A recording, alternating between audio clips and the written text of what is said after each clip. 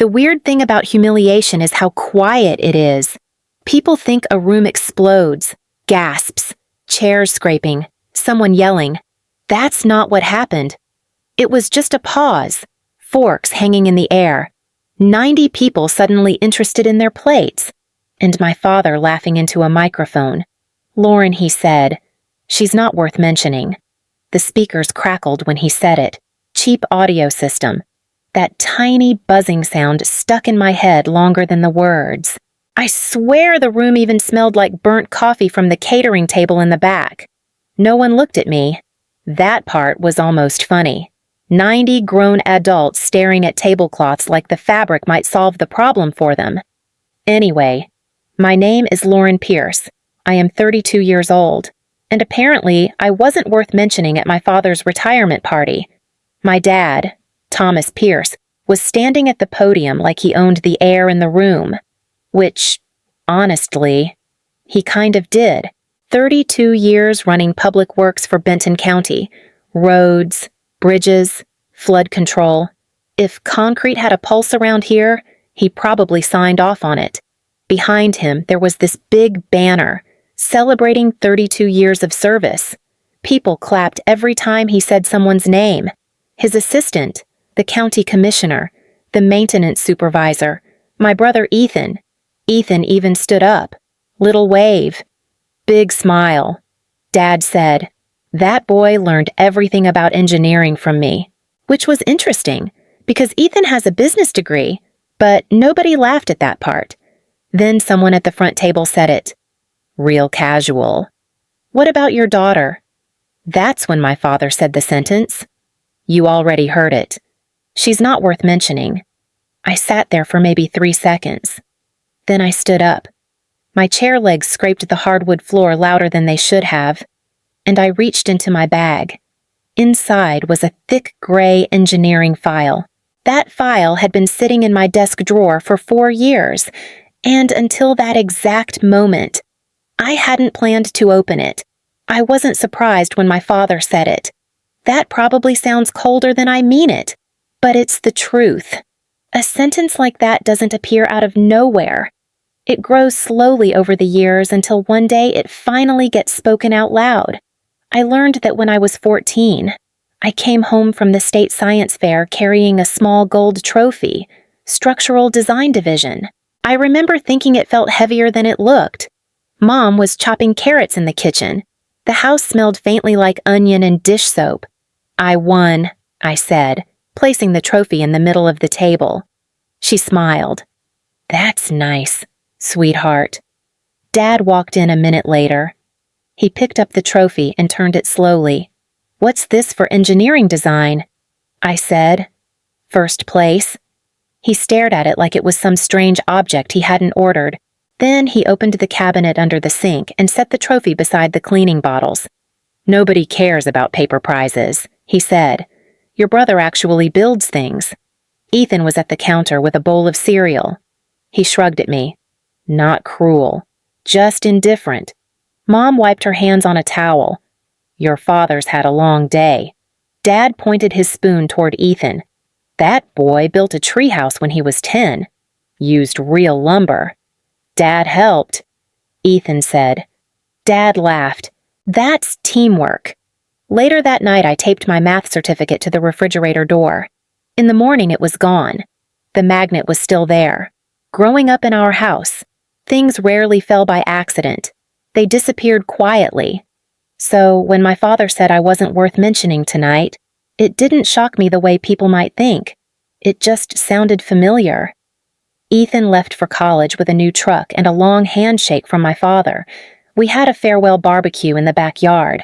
Dad stood near the grill like a proud coach after a winning season. "Business administration," he told the neighbors. "That boy's gonna run things someday." Ethan smiled the way people do when they've heard a prediction often enough to start believing it. I stood off to the side with a paper plate. The air smelled faintly like charcoal and lighter fluid. Mom leaned toward me. "You're proud of your brother, right?" "Of course," I said. Nobody asked what I was doing that fall. A week later, I got the letter from Oregon State. Full engineering scholarship, tuition. books, housing. I showed it to Dad while he was watching a baseball game in the living room.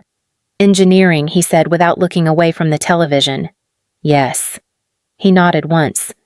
You know that field's hard. I know. Good luck, he said. That was the whole conversation. College was long nights and cheap coffee. I worked the late shift at a diner 3 evenings a week and studied after closing while the floors still smelled like bleach. 4 years later, I passed the professional engineer exam. The license meant something simple.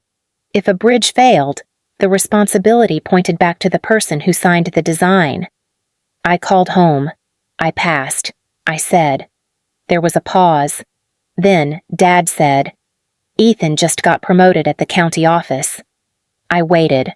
A moment later he added, Well, congratulations. The word sounded unfamiliar coming from him. I sat there for a while after the call ended, staring at the quiet phone in my hand. A few years later, the county announced the Silver Creek Bridge project. My father talked about it the way some people talk about a once-in-a-lifetime opportunity. At Sunday dinner, he spread a folded newspaper across the table so everyone could see the photo. Biggest infrastructure project Benton County's had in decades. He said. Ethan leaned forward. How much traffic will it carry over 11,000 vehicles a day?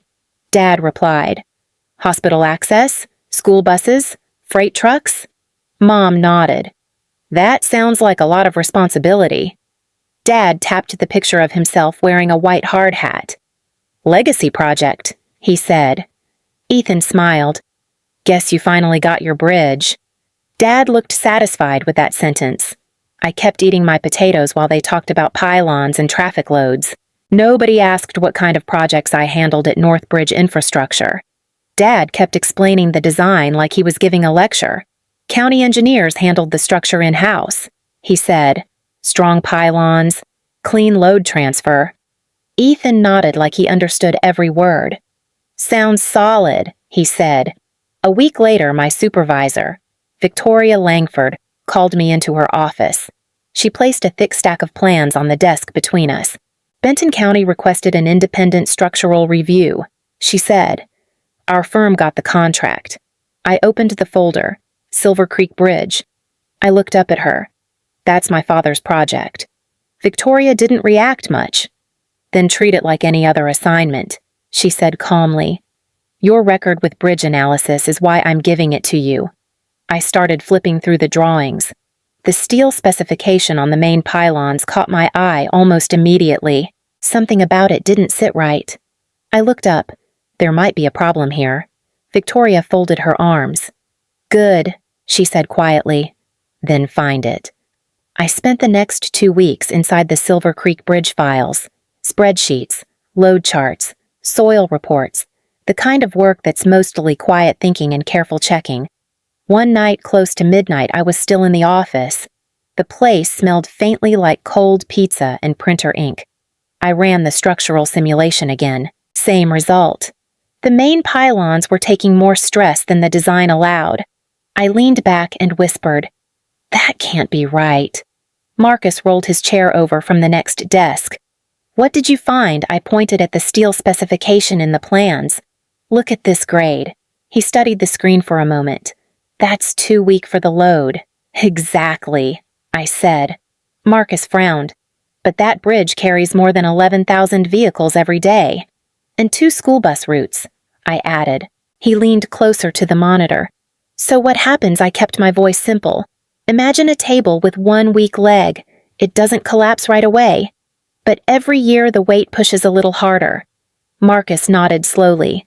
So the pylons start developing cracks. Over time, I said. Yes. He sat back in his chair. That's not a small problem. No, I said quietly. It's a structural one. Marcus looked at the project header again. Pierce, that's your father's department. Right. Yeah. He hesitated. You going to report it? I didn't answer right away, because correcting a design error was one thing. Admitting my father's project had a flaw was something else entirely. Marcus waited. So, what's your plan? I exhaled slowly. We redesigned the load system. And your dad. I looked back at the numbers on the screen. Bridges don't care about family arguments. 7 weeks later, the redesign was finished. The updated plans showed stronger pylons and reinforced supports. When the simulation ran again, the warning signals finally stayed green. Marcus leaned over my desk. "That'll hold," he said. "If the county builds it this way, it should last a century." I replied. He smiled. "Your father's bridge just got saved by his daughter." That evening I was at home eating takeout noodles when the phone rang. The kitchen smelled faintly of garlic and soy sauce. "Lauren," I answered. My father's voice came through the line. "You're the engineer reviewing Silver Creek." "Yes." A pause followed. "You revised the structural design." I corrected the load system. "Good," he said. For a moment I thought that was all. Then he continued. "The county will submit the final report. Your firm will be listed as technical review support. That's not how consulting reports usually work." I said. "It will work this time. My professional license is attached to those calculations."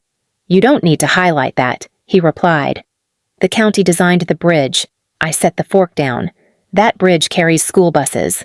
"I know." Silence stretched across the line. Finally, I said quietly, "All right." He didn't thank me. The call ended a moment later, leaving the kitchen very still. The Silver Creek Bridge opened the following October. There were cameras, a ribbon across the roadway, and my father standing in a bright yellow hard hat while he shook hands with county officials. Ethan stood beside him in a suit that looked new. Marcus sent me a message that morning. "Are you watching this?" I opened the live stream. My father stepped to the microphone. "Today, we celebrate the work of Benton County engineers," he said. People applauded. He thanked the construction crews and the county staff. There was no mention of North Bridge, no mention of the redesign. Ethan spoke next. "My father taught me everything I know about engineering," he said. The crowd clapped again. I closed the video. About a week later, Marcus walked into my office carrying a printed document. "You should see this," he said. It was the final certification the county had filed with the state.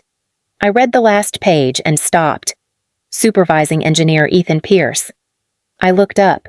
"He doesn't hold a professional engineer license." Marcus nodded. I checked. That night I drove to my parents' house. My father opened the door. "You saw the filing," he said. "That certification is illegal. It's already submitted." He replied. Behind him, Ethan stood silent. When I got home, I opened a new folder on my computer and began saving every document. So there I was, standing in the middle of my father's retirement party with a gray engineering file in my hands. The microphone on the podium was still on. It gave off a faint hum that filled the quiet room. My father leaned closer and spoke under his breath. "Sit down." "Lauren," I stayed where I was. "There's something you forgot to mention," I said. His jaw tightened. "This isn't the place." I placed the file on the podium anyway.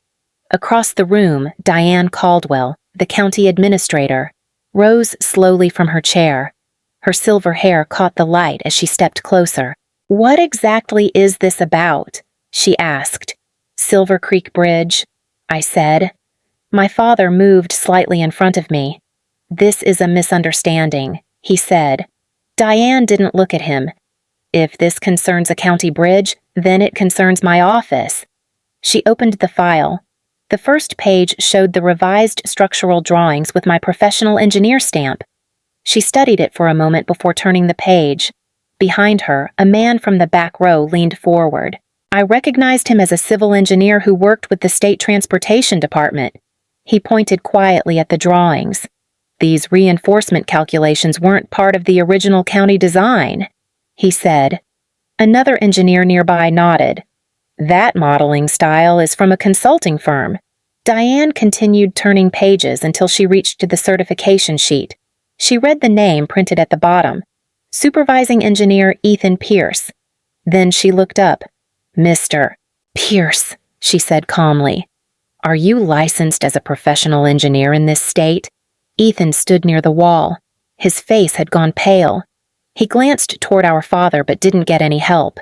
Finally, he spoke. "No." The room grew very still. My father asked me to sign the final submission. Diane closed the folder carefully. "I cannot make conclusions tonight," she said, "but this document will be secured and reviewed." My father turned toward me, anger rising in his voice. "I gave you everything." I met his eyes. "You gave me a house," I said quietly. "You never gave me a voice." For the first time that evening, no one in the room applauded. The party ended quickly after that. There were no more speeches, no music, just chairs scraping across the floor and guests quietly gathering their coats. Diane Caldwell walked past me with the gray file tucked under her arm. "My office will contact you," she said. My father followed her a few steps. "This is a family issue," he insisted. She paused only long enough to answer. It became a public issue when it involved a public bridge. Then she continued toward the exit. Ethan was still standing near the podium. I passed him on my way out. "You didn't have to bring that up tonight," he said quietly. I stopped. "You heard what he said about me in front of everyone." Ethan looked down at the floor. He didn't mean it like that. Then how did he mean it? Ethan had no answer. Outside, the night air was cool and the parking lot lights hummed overhead. My father caught up with me beside my car. "If you leave now," he said, "don't expect to come back as my daughter." I looked at him for a moment. "Dad," I said calmly, "I stopped feeling like your daughter a long time ago." He waited as if there might be something more, but there wasn't. For the first time, his authority didn't seem to reach me anymore. 6 months later, I drove across Silver Creek Bridge just after sunrise. Traffic had already started moving. A yellow school bus passed in the opposite lane, the sound of children laughing carrying faintly through the open windows. The bridge felt steady beneath the tires. No shaking, no strain, just quiet strength. That was what mattered. My phone buzzed in the cup holder. A message from Diane Caldwell. The county approved a 3-year infrastructure contract with Northbridge. "You'll be listed as lead engineer on the new review projects." I read the message twice before replying. "Thank you. I understand." There was no celebration waiting for me at home. No speech or applause. A few weeks later, Ethan sent a short message. "Dad doesn't leave the house much anymore."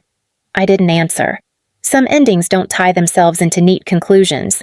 But one thing had become clear to me. Truth doesn't need a microphone. Sometimes it only needs to be placed on the table, quietly, where everyone can finally see it. And sooner or later, the weight of it holds.